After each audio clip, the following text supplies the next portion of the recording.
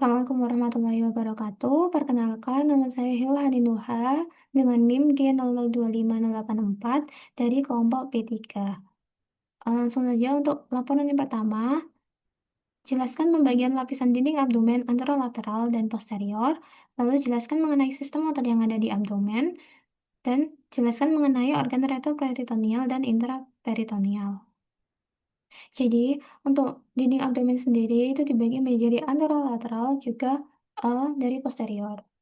Untuk dinding abdomen anterolateral sendiri dari yang superficial itu ada skin atau kulit, lalu ada fascia superficialis dorsi yang nanti terdiri dari fascia camper juga fascia scarpa. Untuk fascia camper sendiri itu merupakan lapisan subkutan, sementara untuk yang fascia scarpa itu lapisan membranosus. Nah, selanjutnya itu ada fascia profunda, dilanjut dengan lapisan otot atau musculi aponeurosis yang terdiri dari musculus obliquus externus, musculus obliquus internus, juga musculus transversus abdominis. Selanjutnya itu ada fascia transversalis, juga fascia extraperitonealis atau yang merupakan jaringan lemak. Lalu yang paling dalam itu ada peritoneum parietal. Selanjutnya untuk dinding abdomen dari posterior itu kurang lebih sama dengan anterolateral.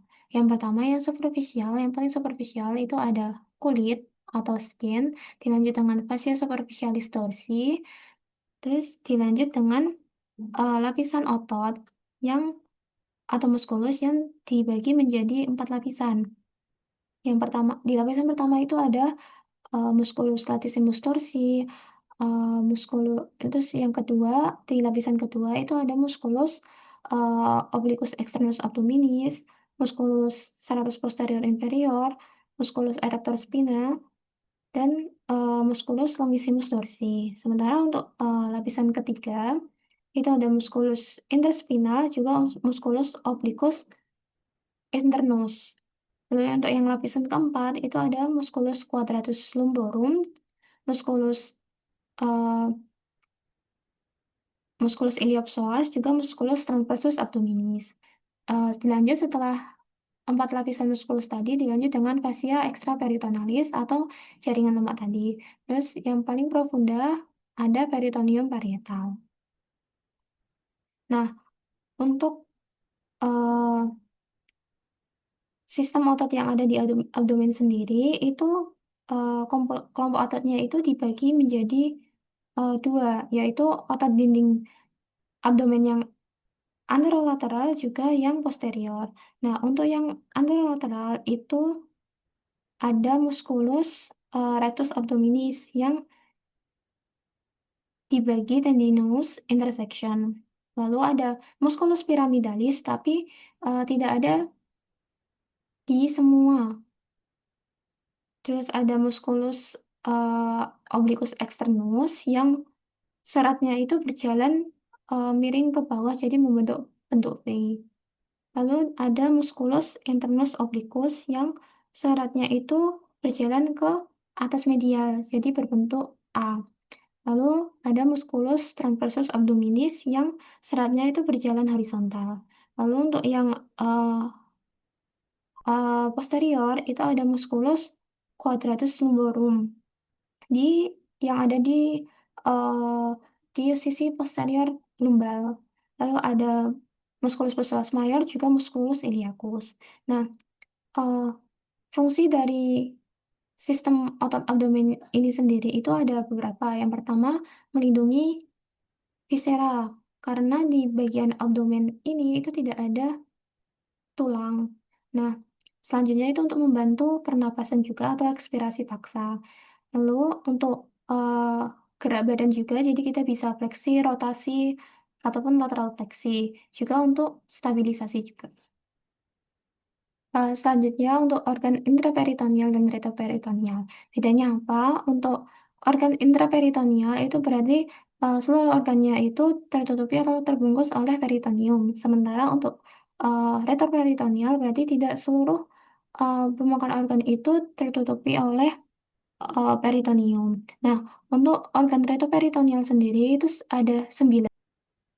Yang pertama itu ada suprarenal gland atau kelenjar suprarenal. Selanjutnya ada aorta, lalu ada duodenum, tapi kecuali pars yang superior. Lalu ada pankreas, kecuali bagian kaudanya, lalu ureter, lalu ada kolon yang bagian ascendens juga descendens, lalu ada kidney, esophagus juga seharusnya nanti ada rectum. Jadi untuk singkatannya itu Sedpacker.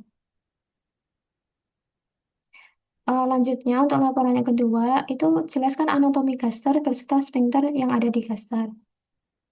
Oh, jadi untuk pertama letak dari gaster sendiri, gaster itu ada di bagian uh, hipokondrium sinistra sampai ke epigastrium juga umbilicus. Nah, untuk anatominya, pertemuan antara esophagus ke gaster sendiri itu dinamakan dengan pars cardia. Lalu untuk bagian gaster yang berada di atas yang berbentuk seperti kubah itu disebut fundus. Sementara yang di bagian bawah itu disebut pylorus yang dibagi menjadi pylorus kanal juga pylorus antrum. Dan ada badannya juga atau corpus gaster. Nah, lapisan gaster itu terdiri dari yang paling superficial itu ada tunica serosa, lalu ada tunica muscularis yang terdiri dari otot longitudinal, circular juga oblik. Lalu ada submukosa juga nanti ada mukosa yang paling dalam yang membentuk rugae. Nah, di gaster sendiri itu ada dua sphincter. Yang pertama itu ada lower esophageal sphincter atau yang biasa disingkat jadi LES itu yang berfungsi untuk mencegah reflux. Nah, untuk sphincter yang kedua itu ada di pertemuan antara duodenum juga dan gaster yang namanya sphincter pylorus. Nah, sphincter ini tuh merupakan penebalan dari lapisan otot sirkular tadi. Nah, fungsi dari sphincter pylorus ini itu yang pertama itu yang mengatur pengosongan dari lambung, lalu mencegah reflux juga dan berperan dalam mencampur makanan. Nah, ini untuk vaskularisasi dari gaster sendiri. Untuk yang bagian kurvatura minor dari gaster itu divaskularisasi oleh arteri vena gastrika dextra juga gastrika sinistra. Lalu untuk bagian kurvatura yang mayor itu divaskularisasi oleh arteri vena gastromentalis sinistra juga gastromentalis yang dextra. Lalu yang nanti di bagian belakang itu nanti ada arteri gastrika posterior dan untuk di bagian atas di bagian fundus nanti itu ada arteri vena gastrika yang brevis. Lalu untuk laporan yang ketiga, jelaskan letak-letak appendix, letak yang paling umum, cara pengukuran bersama nama garis titik pengukurannya. Jadi letak appendix sendiri, yang pertama yang bentuk paling umum itu appendix retosekal. Jadi dia mengarah ke atas yang berada di belakang cecum. Lalu selanjutnya itu ada appendix post-ilialis. Jadi appendixnya ini itu mengarah eh, ke kiri dan berada di belakang ilium dan mesenterium.